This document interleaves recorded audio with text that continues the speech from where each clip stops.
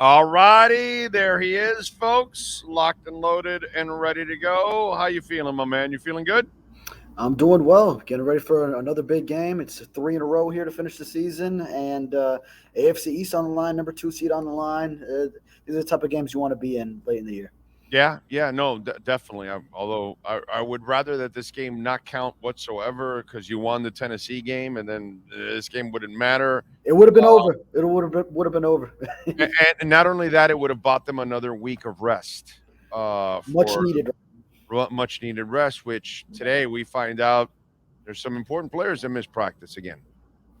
Yes. Oh, that's my cue. Yeah. So Jalen Waddle, of course. They're trying to get him back with this high ankle sprain, but He ain't he was a playing. Come non-participant. on, Yeah, I bro. know you've been leading that charge as It's a far as load. It's a load of crap. If you think he's going to play with a high ankle sprain, playoffs maybe that he might be ready. Semi-ready.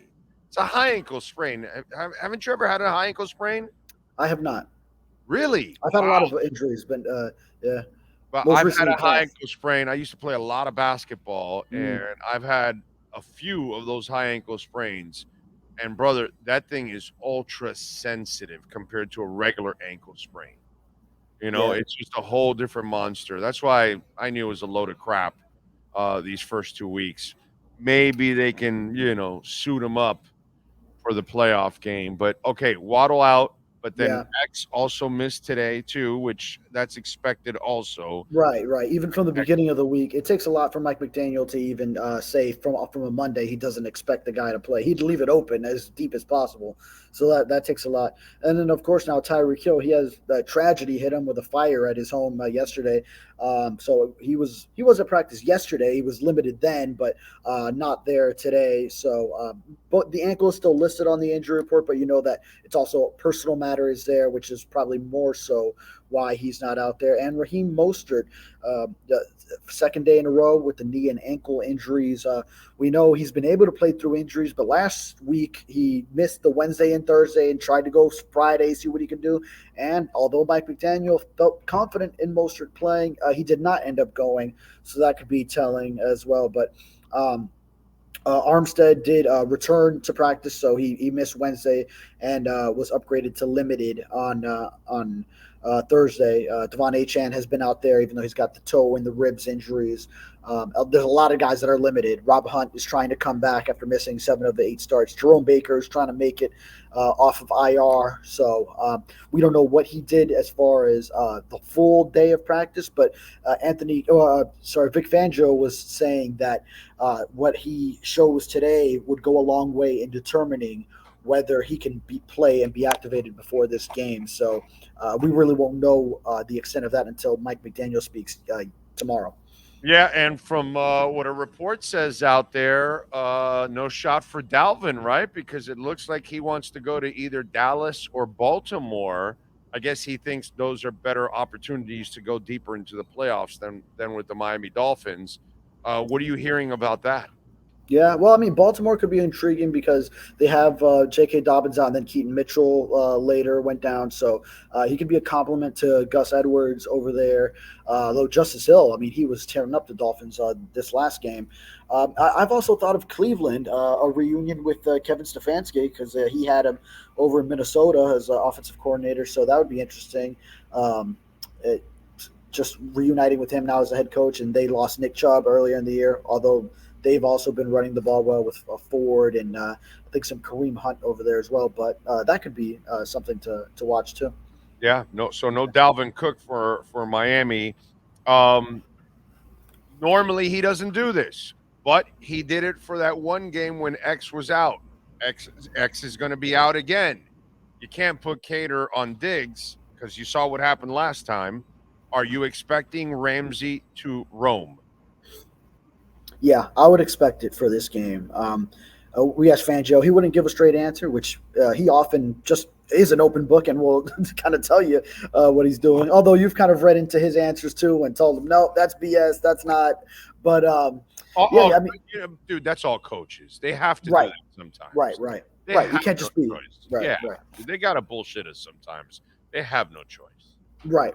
But I feel like he has been more on the side of the spectrum of being open to just Brutally honest. saying what Yeah. he's thinking of. Yeah, just honest about it.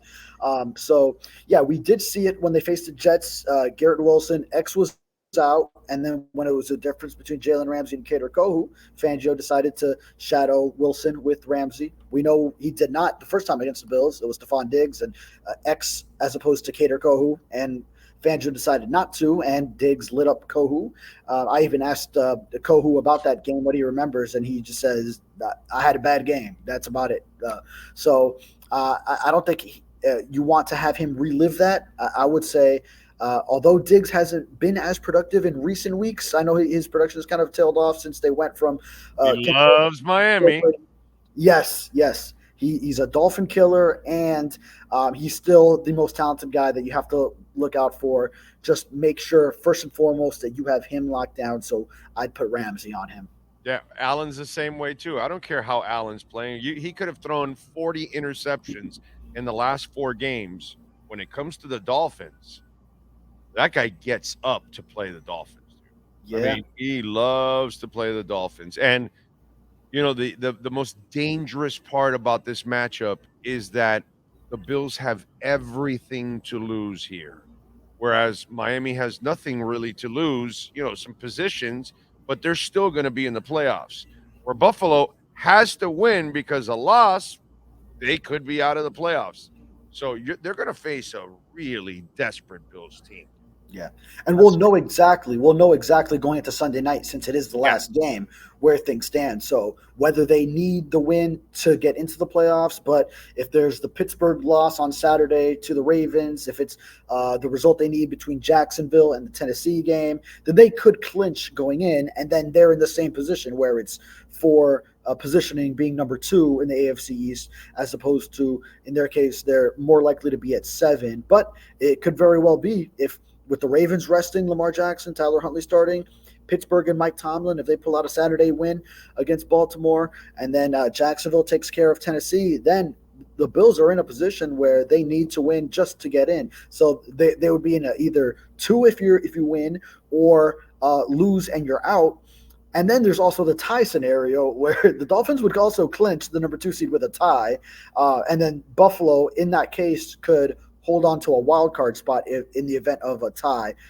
Let's not cross down that path until it's like late in the fourth quarter and tied going into the final stages. But I wonder if that could play into Mike McDaniel's strategy late in the game, knowing a tie is as good of a win as a win in that scenario. Do you expect Rob Hunt to come back? Any of the Baker? Do you think they're going to come back? How was practice for them today? Yeah, I mean, I would be optimistic about Rob Hunt. He has progressed. He's seeing an uptick in practice activity. So I could see it happening for this week. I think because he's one of the guys that has been through these tough losses against Buffalo, and I think he's eager to get back in there after missing I think it's now 7 of 8 starts that he's missed with that nagging hamstring that he aggravated. He spoke to us after talking about how he felt that pop again in the hamstring, and has been working his way back since. So good uptick in practice for him. And then Jerome Baker, that's one of the questions that I'll have from McDaniel tomorrow, because the Fangio told us that today's practice, he spoke before practice, would be very key for him. Obviously, we have a very limited window that we can see. But I want to know how that practice went for Baker when McDaniel speaks ahead of Friday drills, to see how close he is leading into a potential activation Saturday for the Sunday night game. Don't forget Welt Rheaume, folks. They've got offices in Hollywood, and they've also got an office in the Keys. They can help you with bankruptcy, condo damage, criminal defense, business owner claims, commercial litigation, personal injury, homeowner property damage. Call them 954 966 4646. I missed it in the press conference and throughout the week. Did anybody ask him about rushing that play in the first half, and what was his answer? Rushing that. Oh, is this off the turnover, the Tua interception? Yeah. Yeah. Well, Tua, but you're saying for McDaniel, right? Yeah. I don't Did think. anybody ask McDaniel why the hell he ran that play and hurried it up before the 2-minute warning? Yeah, Because that I don't think it we've was gotten that one into McDaniel, but Tua mentioned in his press conference how the offense was rushed, wasn't ready coming off the turnover, not expecting to be on the field. But man, yeah, just in that situation, David, we don't risk it. Somebody's got to ask him. Oh, but it's too late now. You don't get him tomorrow, right? Oh no, McDaniel we get tomorrow. today. Yeah. You get him tomorrow, right? That's what it is. Yeah. Ask, Yeah. bro. I don't know if so much after once we get to Friday before the a Buffalo game. Oh, you can say, we hey, might have missed a boat there. Coach, just out of curiosity, what was the thinking in hurrying up and getting that play in before the 2-minute warning when you were already on their side of the field? Is that something that did you learn from that or something? Because I got to see how what was his thinking, because it made zero sense. And it was a huge turn. I would have asked that shit right there on the post game press conference. I would have asked that right away. I don't know why that has not been asked, because to me, wow, that was a turning point. That was a huge turning point in that game. And it's just there were a lot of things, dude. Dropping touchdowns between Claypool and Tyreek, at interception. There were a lot of things that if they went another way, it might have changed the complexion of the game and the momentum and those kind of things. And to me, that was a huge momentum killer right there. Definitely. Yeah. I mean, I think post game, a lot of the talk turned to then Bradley Chubb went down. That was a priority to hear about that. And then bigger picture things, whereas a lot of the individual play-by-play stuff that happened within the game took a little bit of a backseat. And we get limited time with him anyway. But yeah. But at least we can ask him, what did he learn from that situation? Yeah. I'll see if I can get that in for you. There will be a lot of updates that we need to get on Friday. But if sort of toward the end we can squeeze that in, then let me see if I can hook you up. I'm intrigued. I'm actually shocked that none of you have asked him that throughout the week. I really am shocked on that one, because I thought that was a really important part of the game and what ended up happening there in that one. The other thing, do you see Chris Brooks in the locker room? Because I'm just wondering why he's not being used more. And one of the things I didn't like in the game is the way they use Jeff Wilson at times. And by using him as a wide receiver, I hate to say it, but it's not very smart. And especially, you threw him you wanted him to be a wide receiver in traffic. Holy shit. Okay, if he's out on the flats and nobody's around him, you just throw it to him right there, and then he's got to run. Okay, great. But now you've got him out out in positive yardage, and he's in traffic. That's not something that I want to see with him. Devon A-Chain, I get it when you try doing that with him because he's got that skill set. But I'm just wondering where Chris Brooks is. Is it that he's not healthy enough? Is that what it is? Or what's the deal? No, I wouldn't think that, because he got some action. Yeah, he got some action, but it was really garbage time. It was it was already 56-19 when he got his snap. So, right. Yeah, but all 4 of his carries came once after that last touchdown where Harbaugh kind of stuck it to McDaniel and Fangio and everybody with one more. That came right after the Bradley Chubb injury, too, very next play. So, yeah, but I mean, I think it's just depth chart where he is. It's going to be, even if Mostert is down, it's going to be Achane. It's going to be Wilson ahead of him. Wilson the previous week was very big at the end and notching the clock scenario where that's when they used him the right way. That's when. What was that? That's when they used him the right way. Wilson. Yes. Yeah. That's what you want out of Wilson. Yeah, is that physical brand of running there. And hey, even he got the 8 yards before that to set it up in a. I love him in that role. I don't love him as a wide receiver in traffic. Are you out of your mind? Yeah, that's not his specialty. Mm-hmm. Yeah, and that's not who he is, bro. Right. Please. That's again. It's just there are moments that he makes these decisions that I'm just wondering, what are you thinking? And so that's why those are things that I'm not asking you to ask him about the Jeff Wilson one.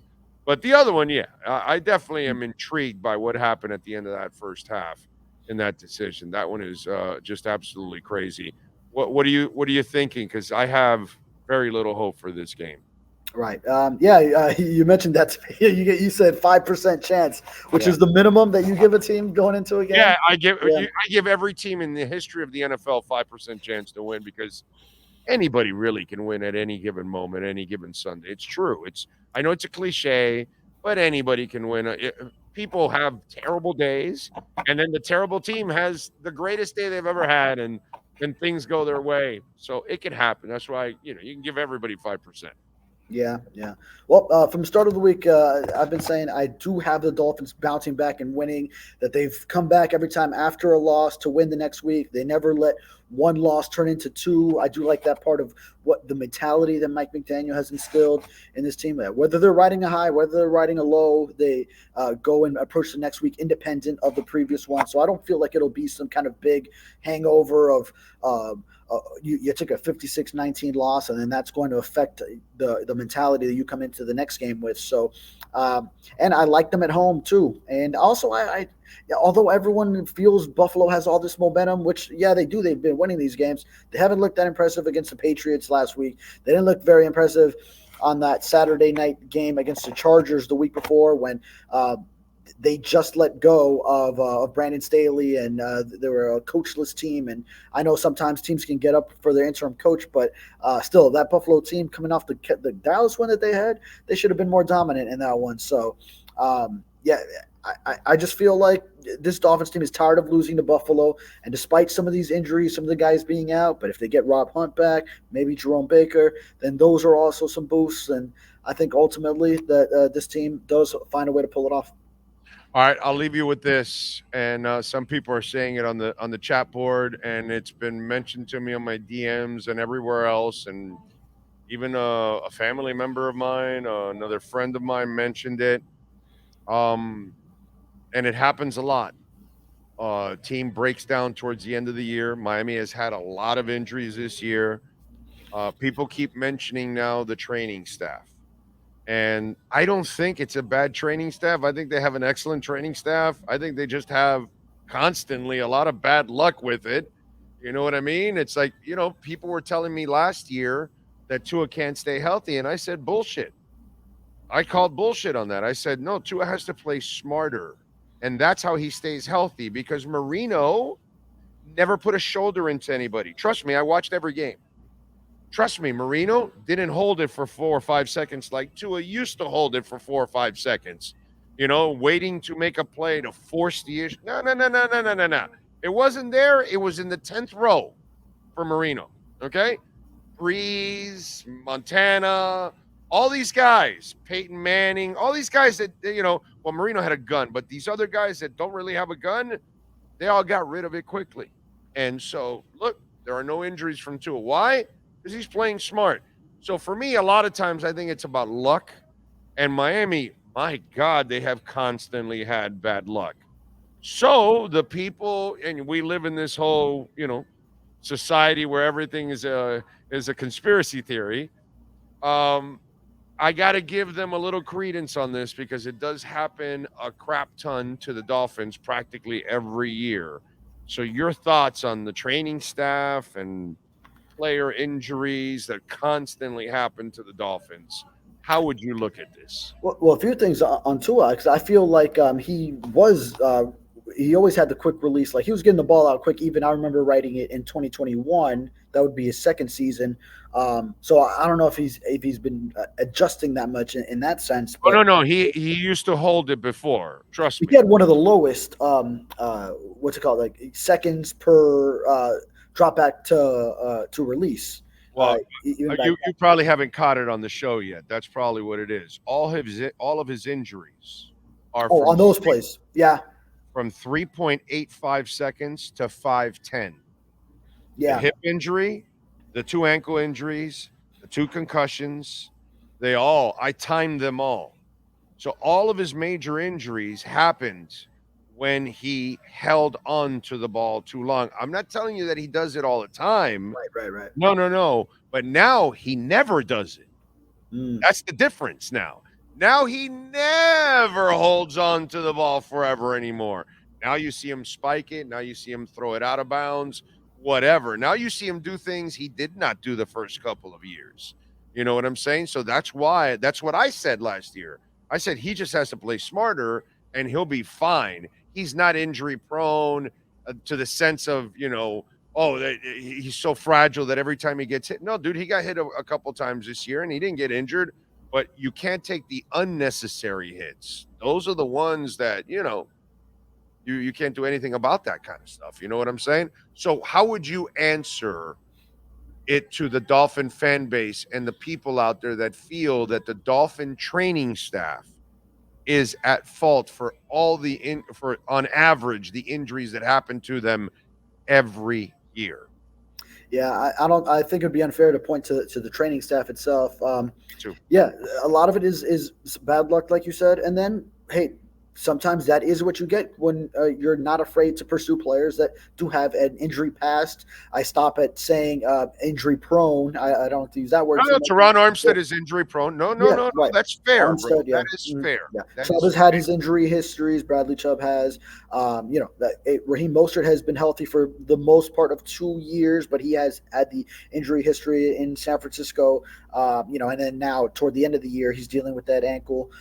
So Tua, hey, credit to him that first time that he was able to make it through a 17 start now regular season when he does start this finale because to his credit, he controlled everything that he can control. Was all right. What can I find outside of football that would help me learn how to fall in more advantageous positions? The jiu-jitsu. Okay, yeah, as wild as that may sound, as foreign as it may sound to a lot of people, I'm going to give it a shot. All right, now I'm learning how to protect my head and neck with these rolls. Add on the muscle so that when these big defensive linemen, pass rushers are hitting me, I can at least withstand that powerful contact a little bit better. So credit to him on that. And then and one more thing I want to mention about the prediction. I also did last week pick the Dolphins to lose in Baltimore. So I got to say I was right on that one. And then now I'm switching. Sure. I am switching it off this way into the positive. So it's not like I'm always out there like, hey, I got the Dolphins winning every week. I've picked them every week. Every week. You're finally going away. This is the only week I'm not. No, and I tell you, I probably, unless they get again battered and injured again this week. But I like them against Kansas City. Actually, I think they have a shot against Kansas City. Yeah, actually, in a twisted way, I get Ramsey and I put him on Rashee Rice, and then I bracket Kelsey and I take my chances. Their offense sucks outside of that, so that's what I would do. And they already shut down Kelsey one time, so you try to do that this time around, and then take your chances. I know their defense is really really good, but Sunday, man, I am terrified of this game. I'm terrified of another 30-point loss. So let me ask you: would you prefer that they lose to then get Kansas City, or prefer? No, I never prefer to lose. No, okay. I never want to see the Dolphins lose. Okay, yeah, yeah, no, I can't do that. I've been hearing some people say, "Oh, well, I like the chances better going at Kansas City than if they win, and that means Buffalo ends up at number 7, than to face them back-to-back weeks." Now, it's always tough to beat a division opponent, someone that's very familiar with you. Yeah, I don't even want to play in a row. Yeah, but still, for the long run of the playoffs, you want to be at home, number 2 seed, having a home game in the wild card round, and then playing Kansas City at home in the divisional round, and then you don't play at Baltimore until the AFC Championship game, rather than a slate to get to the Super Bowl of at Kansas City, if you're the number 6 seed, at Kansas City, at Baltimore in the divisional round, and then at probably Buffalo in an AFC Championship game. That would not be a very advantageous. You're not going to the Super Bowl through that slate. You're not winning those 3 in a row. So you want to be at home. And then even it could be like Pittsburgh or the Jaguars if you end up getting the 2 seed instead of Buffalo. So yeah, McDermott's 12-2 against Miami, bro. Since he took over, it's ridiculous. Yeah. Hey, he lost the last one in Miami though. Yeah. All right. That was a long time ago. Yeah. What do you got going on the Sun Sentinel so folks can check you out, my friend? Okay. Yeah. Today, all the updates: Tyreek Hill not being here, Jalen Waddle missing another practice. Also writing about the pass rushers that Emmanuel Ogbah, Melvin Ingram will have to step up now that Bradley Chubb is out for the season after Van Ginkel was already replacing Jalen Phillips. So now that pass rush duo almost looks like a 2020 Dolphins duo of Ogbah and Van Ginkel out there with some Melvin Ingram. And then I got to figure out what I'm doing tomorrow. But there's gonna be a lot of news, so I'll have all those updates before we get to the big game Sunday night. It's a beautiful thing. All right, follow him on Twitter at David Furones _ and better yet, subscribe to the South Florida Sun Sentinel and support him and all the fantastic writers there at the Sun Sentinel. David, as always, thank you, my brother. We will catch up post game, Yes, late sir. night. Oh yeah. Stay away from the lawnmowers. Oh yeah. Well, back at home, I'll go back upstairs. Then. I got you, bro. Yeah. It's all good. Gotta have fun with it. All right, my man. You're good. Thank you. You got it. David Furones, Welt Rheaume, 954-966-4646. Jeff Welt is a happy guy. He bought the dip on Neutron also, by the way. He's gotten in on the crypto thing now. It's he's got the bug now. Anyway, call Welt Rheaume. Jeff is a big Dolphins, Canes fan. He loves the local teams. So, and listen, consultation's completely free. So if you had some kind of incident happen to you, or homeowner property damage, condo damage, business owner claims, personal injury, call Welt Rheaume. Ask him. The consultation's free. Explain what went on, and then Jeff will tell you have a case. This is what you can do, or you don't have a case. That's it. 954-966-4646. You can do it by phone. By the way, they take care of anybody here in South Florida. Even a listener of ours in Orlando hired them. And by the way, they have an office in the Keys. So our friends in the Keys, you can also reach out to Welt Rheaume. 954-966-4646.